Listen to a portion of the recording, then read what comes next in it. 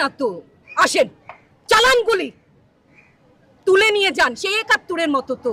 ২৫শে মার্চের কালো রাত, বুদ্ধিজীবীদের হত্যা শুনেছি তো, এখন দেখছি। আগে শুনেছি, এখন দেখছি।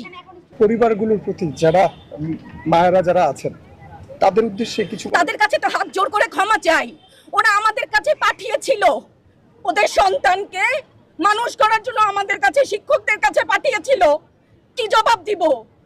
আমার তো কোনো মুখ নাই, আমি শিক্ষক, আমার ভাষা নাই।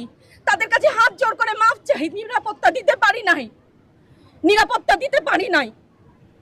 মনে হয় রাস্তায় শহীদ হয়ে গেলে যদি এই লজ্জা আমার কিছুটা কাটে। ওদেরকে বলবার আমার কিছু নাই। প্রশাসন এবং সরকারের পক্ষ থেকে বলা হচ্ছে যে এই আন্দোলনের ভিতরে তৃতীয় পক্ষ এবং জঙ্গি আরো বলেন না, আমি হিজাব পরি বলেন আমি হচ্ছে গে জঙ্গি।